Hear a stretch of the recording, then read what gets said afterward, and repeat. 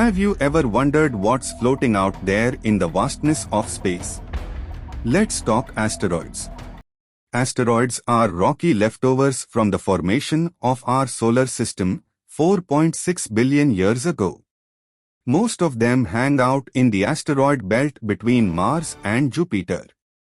They come in all shapes and sizes, from just a few feet wide to over 500 miles across.